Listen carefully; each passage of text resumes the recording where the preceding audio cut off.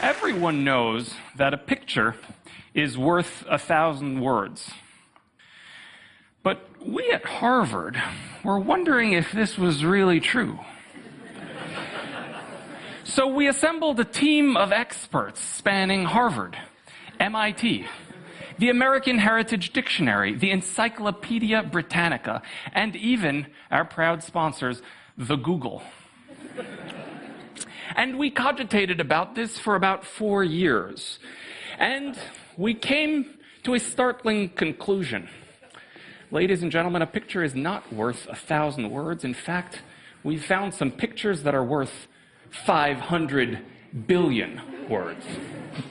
So how did we get to this conclusion? So Erez and I were thinking about ways to get a big picture of human culture and human history change over time. So many books actually have been written over the years. So we were thinking, well, the best way to learn from them is to read all of these millions of books. Now, of course, if there's a scale for how awesome that is, that has to rank extremely, extremely high.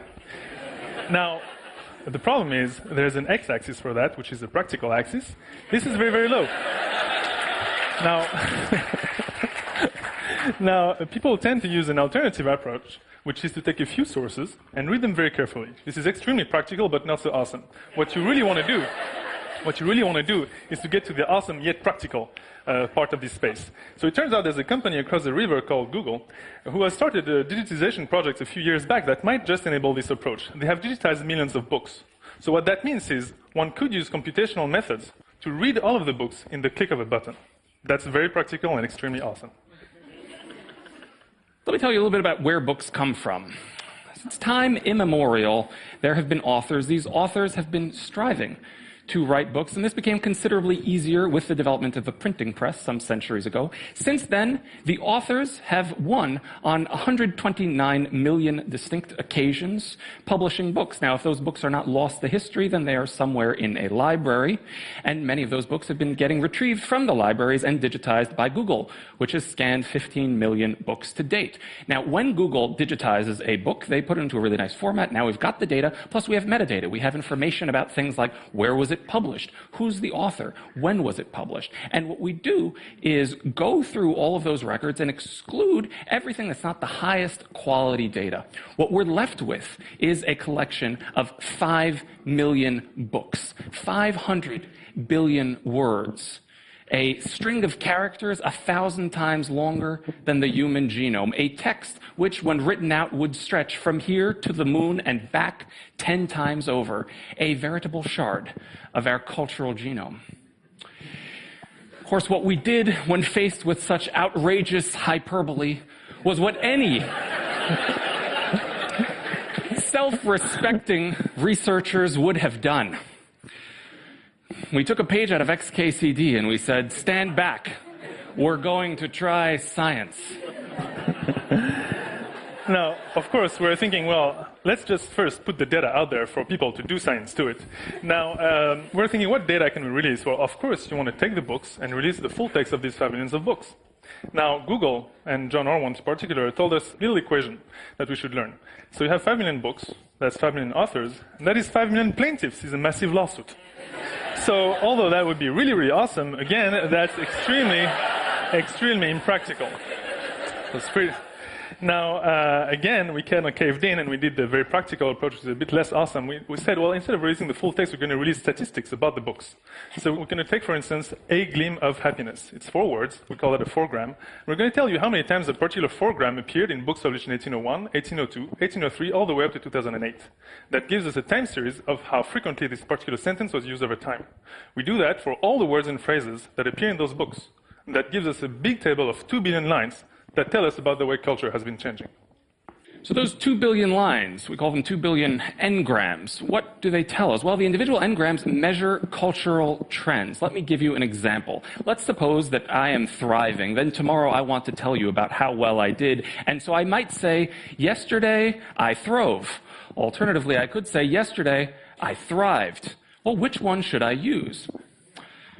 How to know? Well, as of about 6 months ago, the state of the art in this field is that you would, for instance, go up to the following psychologist with fabulous hair, and you'd say, Steve, you're an expert on the irregular verbs. What should I do? And he'd tell you, well, most people say thrive, but some people say throve. Now, you also knew, more or less, that if you were to go back in time 200 years and ask the following statesman with equally fabulous hair, Tom, what should I say? He'd say, well, in my day, most people throve, but some thrived. So now what I'm just going to show you is raw data, 2 rows from this table of 2 billion entries. What you're seeing is year-by-year frequency of thrived and throve over time. Now, this is just 2 out of 2 billion rows. So the entire data set is 1 billion times more awesome than this slide.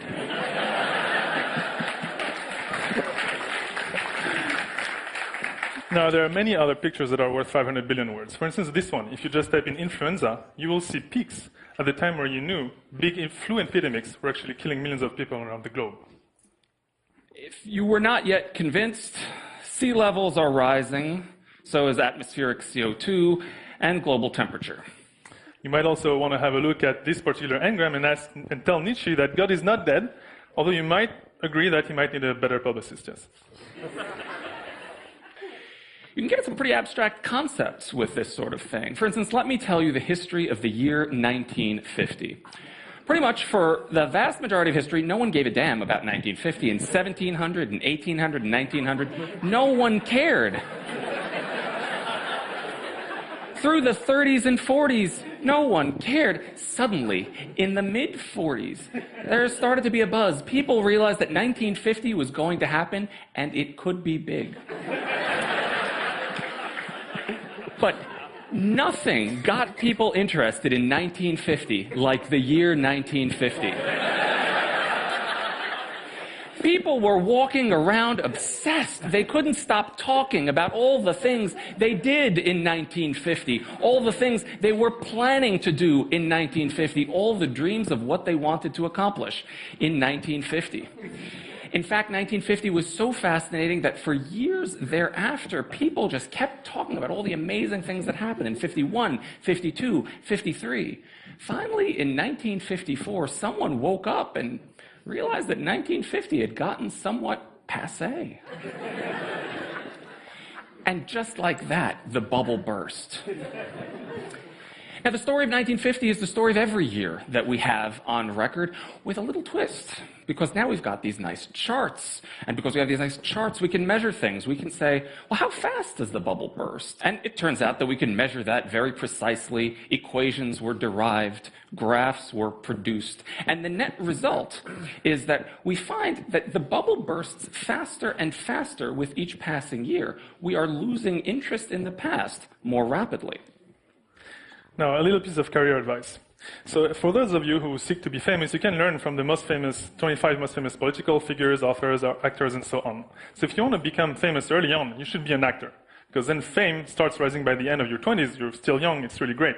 Now, if you can wait a little bit, you should be an author, because then you rise to very great heights. Like Mark Twain, for instance, is extremely famous. But if you want to reach the very top, you should delay gratification and, of course, become a politician, right? So here, you will become famous by the end of your 50s and become very, very famous afterwards. So scientists also tend to get famous when they're much, much more old. Like, for instance, biologists and physicists can be almost as famous as actors. One mistake you should not do is become a mathematician. If you do that, you might think, oh, great, I'm going to do my best work when I'm in my 20s, but guess what? Nobody will really care.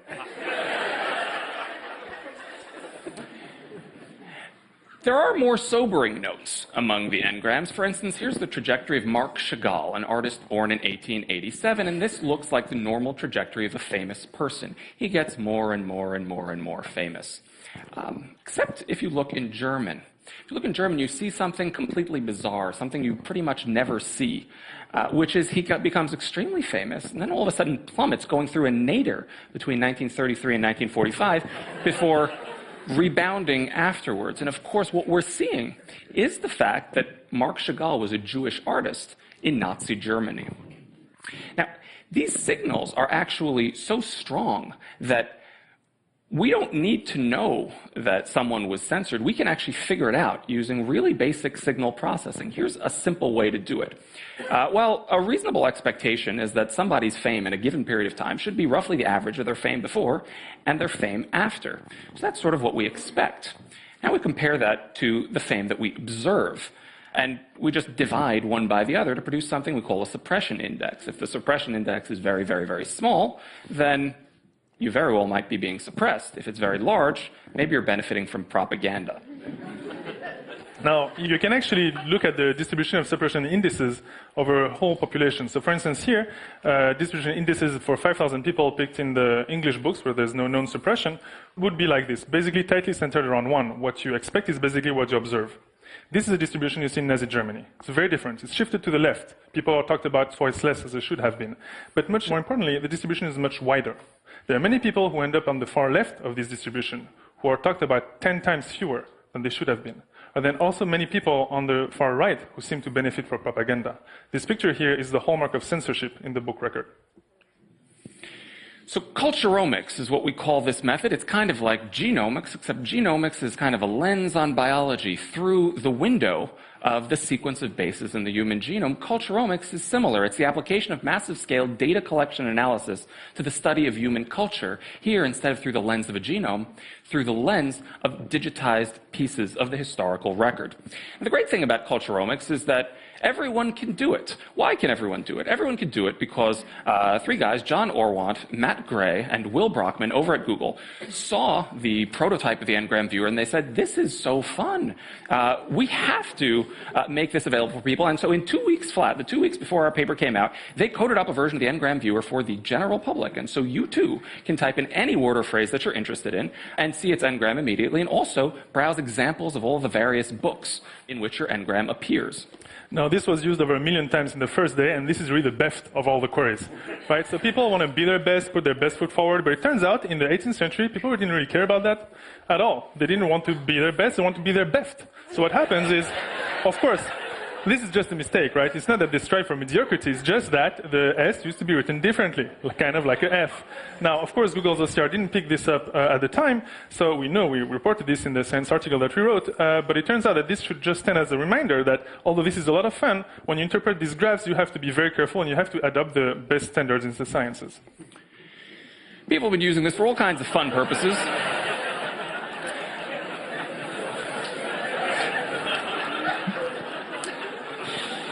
Actually, we're not going to have to talk. We'll just show you all the slides and remain silent.